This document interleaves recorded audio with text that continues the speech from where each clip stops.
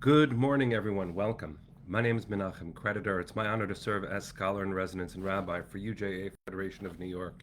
We bring you Torah and music, blessing, and community every weekday. We've been doing so since March 18th, 2020. Today it is Friday, February 27th, 2026, Erev Shabbat. It's good to see all of you. I hope that you and yours are safe and well. Let's see who's here so we can say good morning to each other as we have for almost 6 years straight.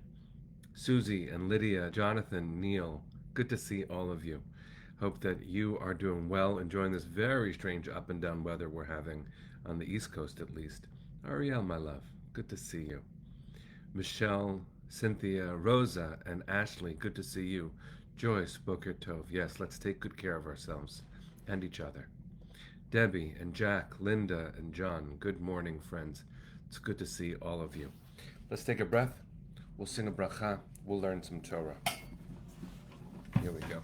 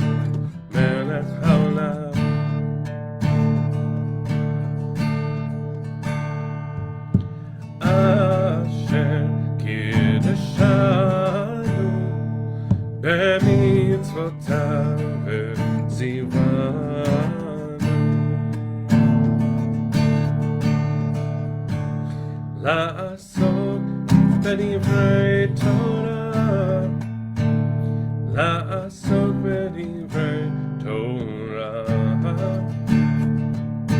הפוך בה והפוך בה, לעסוק בדברי תורה. דליה לי לי לי, דליה לי לי לי.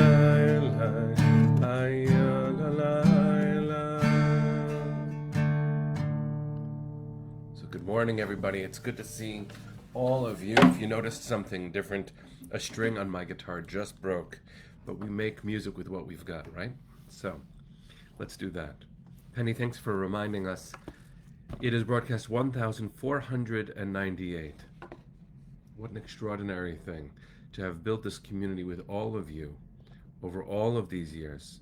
It is so incredible that we have done such a thing.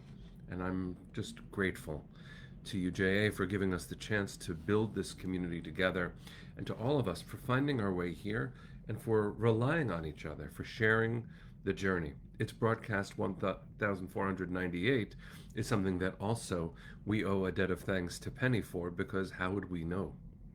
She has been counting every broadcast almost since the very first day.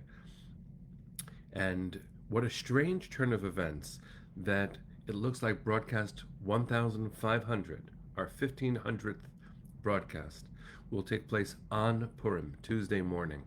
And so, just like the name Purim, which literally means lottery, it's how the bad guy chose the date, is an ironic turn of phrase. We call the day chance, as if by chance. And one of the hidden parts of Purim itself is that sometimes the universe conspires, as Paulo Coelho says, to make something make sense like that. So for us to come together on Purim for our 1500th broadcast, it's extraordinary. John would like to dedicate our learning today to his grandfather's memory on his yahrzeit. His name was Emanuel Strunin. May his memory be for a blessing, my friend. Yes, today's Torah is in memory and in honor of your grandfather. There's a lot to talk about, friends. Yesterday we spent our time talking about Shabbat Zachor, the special name for this coming Shabbat that begins tonight, on which we read the warning in the Torah to remember what Amalek did to us on the path. That is connected to the way that we look at the story of Purim itself, where Haman, you're allowed to boo if you would like, friends, the Agagi, that's how he's described in the Megillah, the Agagite, is a descendant, according to tradition, of the tribe of Amalek, because Amalek is related to Agag, the person. And so I wanted to spend a moment just to talk about that lineage, because not only is this moment in global politics one in which there is a tremendous amount of resonance, the ancient kingdom of Shushan is modern, I would say, Persia, but also Iran. And so, given what's going on right now, with Iran not being willing to give up its nuclear facilities, which it has vowed to use to destroy not just Israel, but other powers in the world, including the United States, to see the U.S. amassing force for a potential attack on Iran again, and to read the story of the Megillah is to live in two times at least in the same moment. And so I give us strength and courage, and please God, we should live to see a day where we don't have to, and by we I mean everyone, we don't have to live under the threat of annihilation. That language should be historic. It should be in the Megillah, but not in the newspapers, as if there were papers anymore. When we read this week's Parsha, it feels very disconnected from that additional special reading that we are commanded to remember Amalek. That command is in the Maftir reading. If you go to Shul, you know that the Maftir is an additional reading. It's usually from a second Torah that is brought up specifically for that moment. But we also read the regular cycle. The regular Torah reading cycle has us reading Parshat Tetzaveh. It's Exodus toward the end, toward the beginning of the end of the book. And let's see if we can make some connective tissue, just for a moment, between the imperative to remember Amalek, which is those who would threaten the vulnerable, and also the commands in the regular Torah reading, Parshat Tetzaveh. Now in Tetzaveh, we spend most of our time learning the rules of what the Kohen, what the priest should wear. The priest and the Kohen Gadol, the high priest. One of the most strange and beautiful and miraculous things that the Kohen Gadol is called to wear is called the tzitz. It is a very, very interesting thing. It's a headband. If you think of headbands that people wear when they exercise, you can imagine such a thing. But there has never been another one like this. The Hebrew in Exodus chapter 28, verse 36 is V'asita tzitz zahav tahor upitachta alav pituchei chotam kodesh ladonai. Here's an English translation of this. You shall make a frontlet of pure gold and engrave on it the seal inscription, Holy to God. And a frontlet, similar to tefillin actually, is something that rests right here. So when the high priest walks around doing their work, their sacred service, their offerings, they wear a headband that says Kodesh Ladonai, holy to God. And Kodesh is a complicated word. Kodesh sounds like this beautiful, ethereal notion of holiness. But what does it really mean? In its ancient form, Kodesh means designated. Everything the Kohen Gadol, the high priest, does is dedicated to a holy purpose, something not just beyond the self, but dedicated to what God would have this person do. And it is always a complicated claim when someone believes that they are acting in the name of God. When they are so clear, that often in world history leads to violence. And so it might be important for us to reflect for a moment on how sure we are when we are in vulnerable moments that the actions that we are taking are truly in service. Self-defense is always mandated, but the use of force should also come with a reflective process. do we know for sure? And so let me reflect just in our closing moment today on what Amalek represents. Because we're going to read about Amalek tomorrow for Shabbat Zachor. And what does it mean? And what does it mean? So Amalek, if you read closely in the Torah, right, the biblical origin of the name Amalek is that Amalek is the child of Timnah. This is in the book of Breshit, of Genesis. And Timnah is a concubine of Esav. Esav is Esau. That's our uncle, right? Jacob's brother. So if you look closely, you begin to hear the Torah saying that Amalek is our cousin. But the rabbis go further. This is post-biblical. And the rabbis say, why does Amalek hate us so much? Not what is our responsibility when we are threatened. That's a very important and separate part of the conversation. Why does Amalek hate us so much?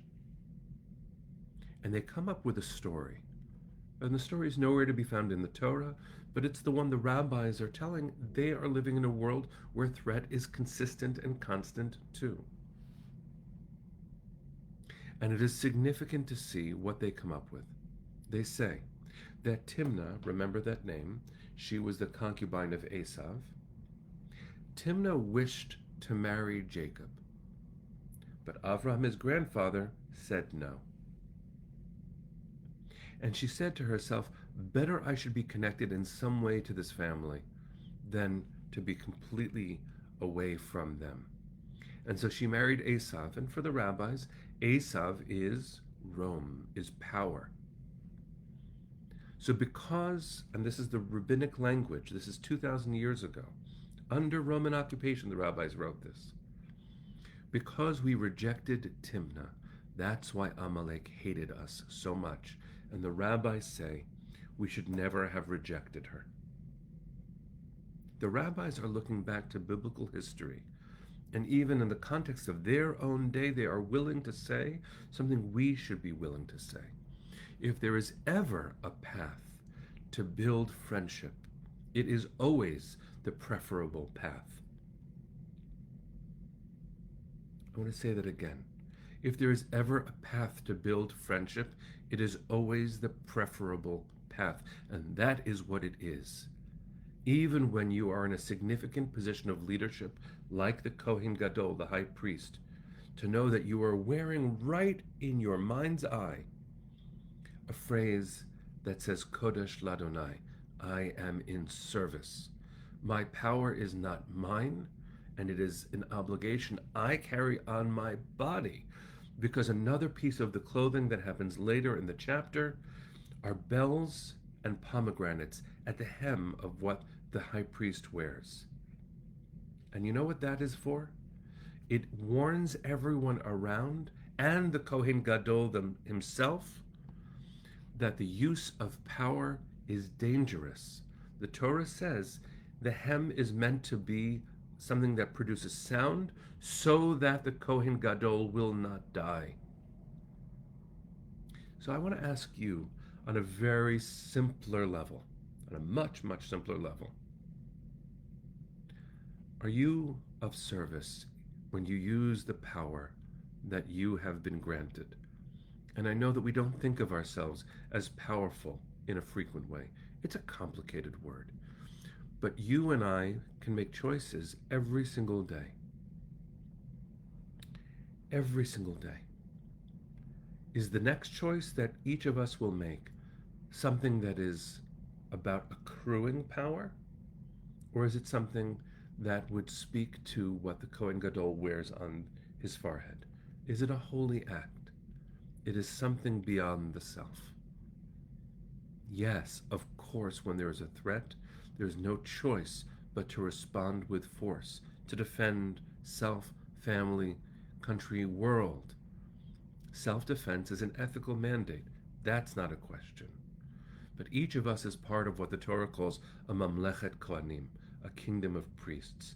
Each of us is wearing an invisible tzitz right here, a headband that says, I belong to something bigger than myself and the choices I make and the power that I wield, the privilege that is mine. And even though this is language that sometimes is strange, you chose because you had the freedom of choice just 20 minutes ago to join this community. You could press a button and be part of something that connects us all.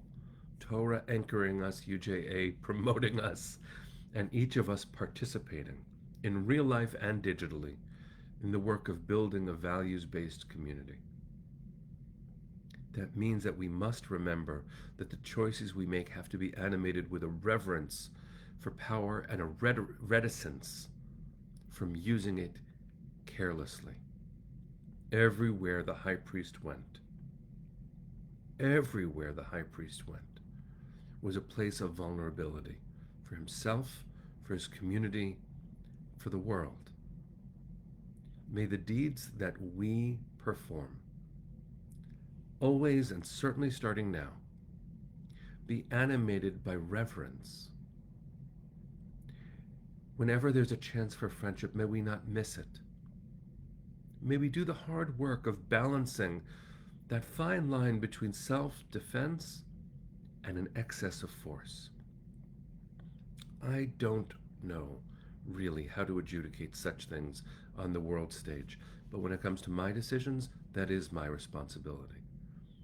May we be worthy of this holy mandate, of this gorgeous legacy.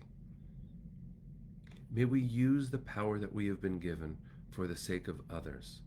And may we be blessed to make many, many friends. Because that is a world truly, truly that deserves the word kadosh, holy. So let's take a breath, friends. Send our hearts to the east. Kol hod balevav penima nefesh Yehudi homia ulefate mizrach kadima ayin letzion tzofia od lo avda tikvateinu התקווה בת שנות 2000 להיות עם חופשי בארצנו ארץ ציון וירושלים להיות עם חופשי בארצנו